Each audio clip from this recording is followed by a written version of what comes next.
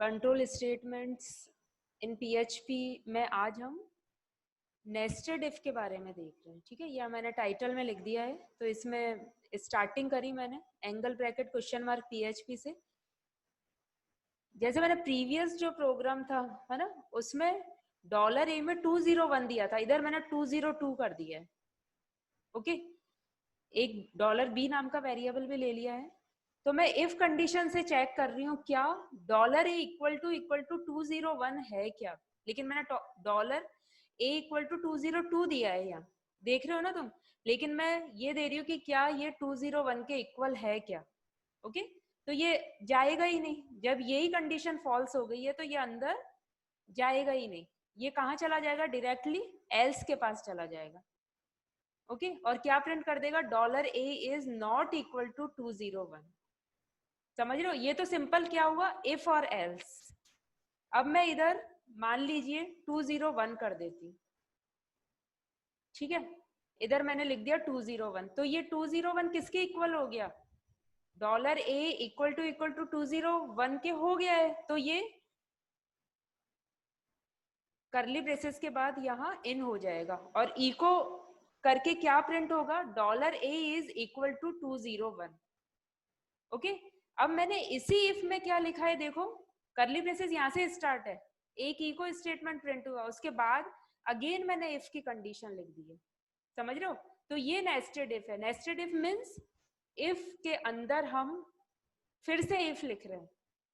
समझ रहे हो, इस इफ का एल्स कौन सा है, ये। ओके, इस इफ में हम क्या चेक कर रहे हैं, 2 से मॉड्यूलस निकाल रहे हैं equal to 0 as like previous program, है ना। बट ध्यान देने वाली बात क्या है, मैं अब नेस्टेड इफ के बारे में बता रही हूँ आज आपको। ओके, यानी एक इफ की कंडीशन हमने इधर दे दी, करली ब्रेसेस से इन हुआ और उसने फिर से इफ कंडीशन को चेक किया है, और इस इफ का एल्स कहाँ है, यहाँ है। ओके, तो ये इफ स्टेटमेंट हमने लिखा है इधर, ये इफ स्टेटमेंट हमने लिखा है और करली ब्रेस से स्टार्ट किया। इस इफ के अंदर कौन सा इफ लिखा मैंने, ये वाला इफ लिखा है। ओके, इसलिए इसे क्या कह रहे हैं, नेस्टेड इफ बोल रहे हैं। इसलिए इसे क्या कह रहे हैं, नेस्टेड इफ कह रहे हैं। ओके, और इस इफ का एल्स कहाँ है, यहाँ है। ओके, अगेन मैंने इफ लिखा है, जो ये मेन इफ था ना, ये जो मेन इफ था इसके अंदर अगेन मैंने दूसरा इफ लिख दिया है, ये दूसरा इफ लिखा है मैंने। ओके, तो ये भी किसको शो कर रहा है, ये भी नेस्टेड इफ को शो कर रहा है।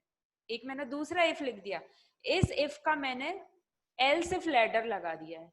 जो इफ के साथ अपन क्या लिख देते हैं, एल्स लिख देते हैं, फिर एल्स के साथ इफ लिख देते हैं। ओके, इसको एक बार इरेज कर देते हैं। ठीक है,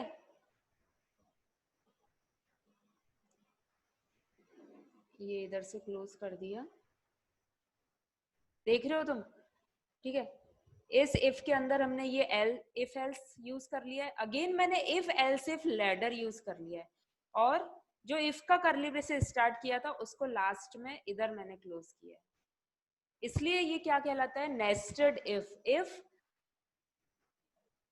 if statement have many ifs or if else conditions within its body, it is called the nested if. Okay, और ये जो मैंने if लिखा है ना, कोई जरूरी नहीं है मैं इसके साथ else लिखूं। सिंपल if भी तो पढ़ा था स्टार्टिंग में हमने, सिंपल if।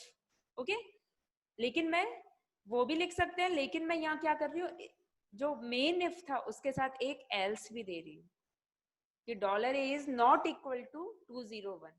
यदि मैं इधर 202 ही रहने दूं तो वो कहाँ चला जाएगा, एल्स के पास चला जाएगा। और यदि इधर मैं 201 लिख रही हूँ तब ये एल्स को, इस इफ के एल्स को रीड नहीं करेगा, ये सिर्फ इफ को ही रीड करेगा, ये इस एल्स को रीड नहीं करेगा।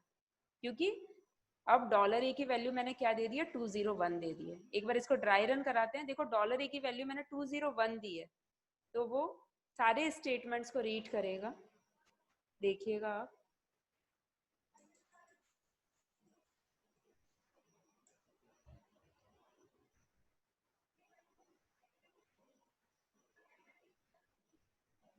हाँ,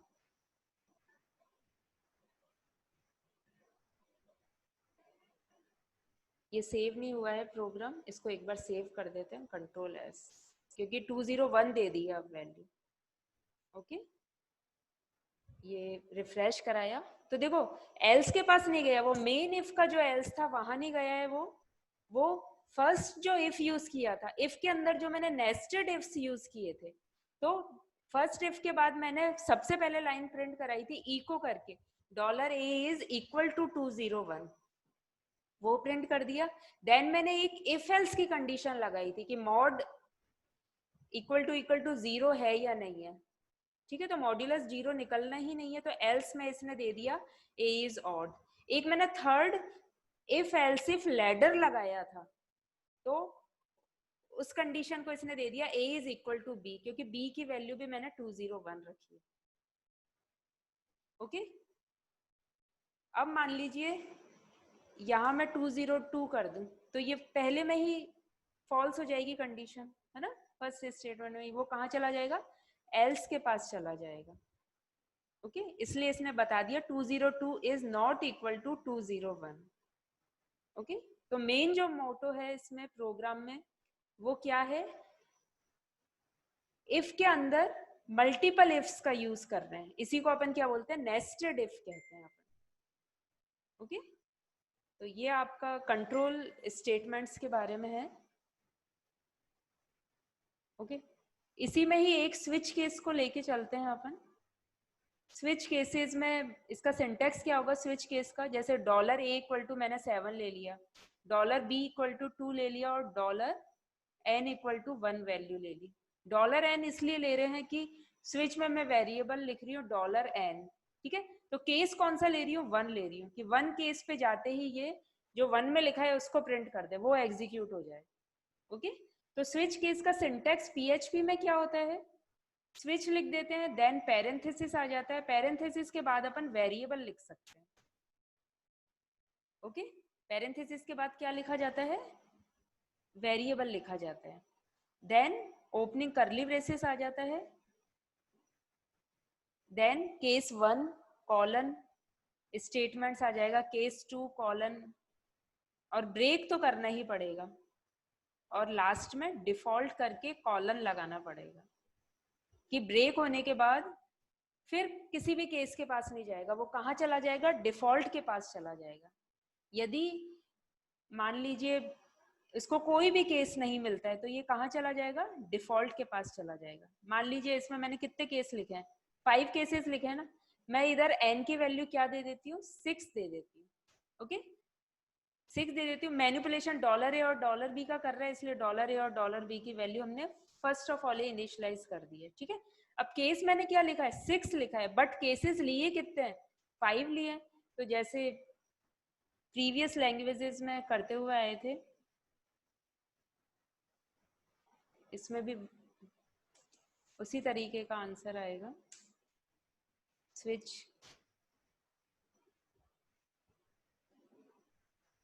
ये आ गया अपना आंसर, यानी ये किसी भी केस के पास नहीं गया है ना, इसलिए डिफॉल्ट लिखा जाता है।